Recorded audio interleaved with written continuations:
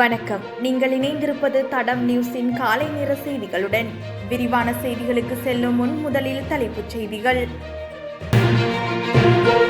தேங்காய் விலையில் ஏற்பட்டுள்ள மாற்றம். திருமணம் செய்தால் போதும், இலங்கையர்களுக்கு வதிவிட விசா வழங்கும் வெளிநாடு. கடன்களால் பாதிக்கப்பட்ட மக்களுக்கு நிவாரணம், வெளியான மகிழ்ச்சி தகவல். திட்டமிட்ட காலத்திற்குள் வேலை திட்டங்களை நிறைவு செய்யவும் ஜனாதிபதி அறிவிப்பு. குடிவரவு திணைக்களத்தின் உதவி கட்டுப்பாட்டாளருக்கு பிணை.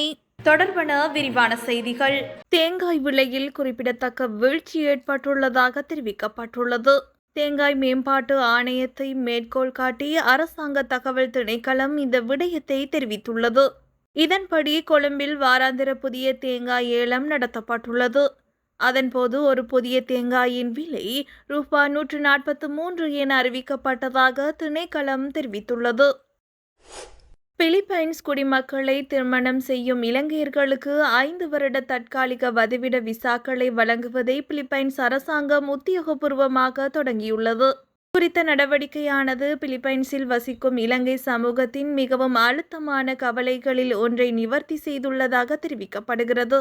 முன்னதாக வதிவிட விசாக்கள் 2 ஆண்டுகளுக்கு மட்டுமே வழங்கப்பட்டன. ஆனால் அடிக்கடி புதுப்பித்தல்கள் தேவைப்பட்டன. அதன் காரணமாக வணிகம் மற்றும் பிற அவசர விஷயங்களுக்காக பயணிக்க வேண்டிய நபர்களுக்கு குறிப்பிடத்தக்க சிரமங்களை ஏற்பட்டுள்ளன.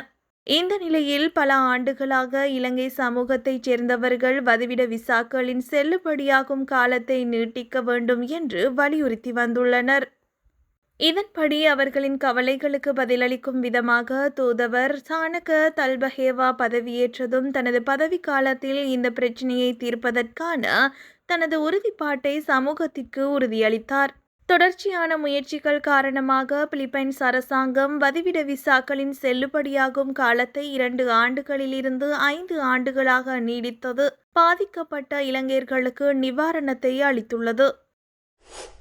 நுண்நிதி கடன்களால் பாதிக்கப்பட்ட மக்களுக்கு நிவாரணம் வழங்குவதற்காக உபக்குழு ஒன்றை அமைக்க முடிவு செய்யப்பட்டுள்ளதாக தெரிவிக்கப்பட்டுள்ளது. கிராமிய அபிவிருத்தி, சமூக பாதுகாப்பு மற்றும் சமூக அதிகாரமளித்தல் தொடர்பான அமைச்சக ஆலோசனை குழுவால் இந்த முடிவு எடுக்கப்பட்டுள்ளது.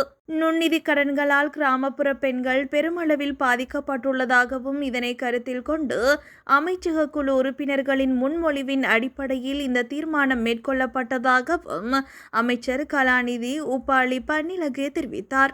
அதன்படி இவ்விடயம் குறித்து ஆராய்ந்து உரிய நடவடிக்கைகளை முன்மொழிய பாராளுமன்ற உறுப்பினர் சமன்மலி குணசிங்க தலைமையில் உபக்குழு நியமிக்கப்பட்டுள்ளது. எதிர்காலத்தில் நுண்நிதி கடன் பிரச்சினையை எதிர்கொள்ளும் மக்களுக்கு உதவுவதற்காக தொடர்புடைய நிறுவனங்களின் அதிகாரங்களை அழைத்து விவாதிக்கவும் பொருத்தமான திட்டங்களை முன்வைக்கவும் இந்த குழு நடவடிக்கை எடுக்கும் என அமைச்சர் கூறினார்.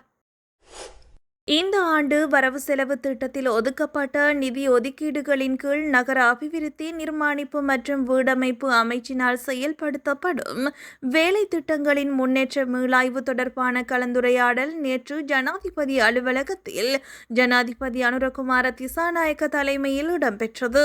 இலங்கையை கவர்ச்சிகரமான சுற்றுலா தலமாக மாற்றுவதற்கு மேற்கொள்ளப்பட்டு வரும் நகர அபிவிருத்தி வேலை திட்டங்களின் முன்னேற்றம், கொழும்பு மாவட்டத்தில் கால்வாய் சுத்திகரிப்பு மற்றும் கழிவு முகாமைத்துவ திட்டங்கள், நீர்த்திட்டங்கள் மற்றும் வீடமைப்பு உதவி திட்டங்கள் ஆகியவற்றின் செயல்பாடுகள் மற்றும் தற்போதைய முன்னேற்றம் குறித்து விரிவாக கலந்துரையாடப்பட்டது.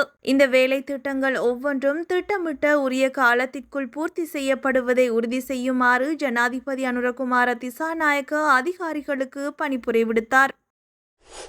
வெளிநாட்டில் தலைமறைவாக உள்ள பிரபல போதைப்பொருள் கடத்தல்காரரான கெஹல் பத்தர பத்மேவுக்கு 2 வெளிநாட்டு கடவுச்சீட்டுகளை தயாரித்ததாக சந்தேகிக்கப்படும் குடிவரவு மற்றும் குடியகழ்வு திணைக்களத்தின் உதவி கட்டுப்பாட்டாளர் உட்பட 3 சந்தேக நபர்களையும் பிணையில் விடுவிக்க கொழும்பு நீதவான் நீதிமன்றம் நேற்று உத்தரவிட்டது.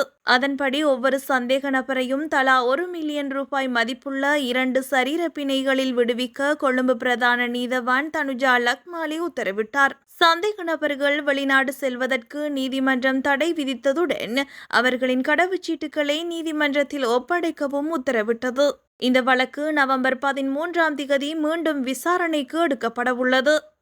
பிணை வழங்கப்பட்ட பின்னர் ஏனைய 2 சந்தேக நபர்களும் இந்த மாதம் 13ஆம் திகதி குற்றப்புலனாய்வு திணைக்களத்தில் ஆஜராகி வாக்குமூலம் அளிக்க உத்தரவிடப்பட்டுள்ளனர். இதுபோன்ற செய்திகளை தெரிந்து கொள்ள தடம் நியூஸ் சேனலை சப்ஸ்கிரைப் செய்து அருகிலுள்ள பெல் பட்டனை கிளிக் செய்யுங்கள். மேலும் இதுபோன்ற செய்திகளை உடனுக்குடன் தெரிந்து கொள்ள தடம் fm.com என்ற இணையதளத்தின் வாயிலாகவும் எங்களுடன் இணைந்து கொள்ளுங்கள்.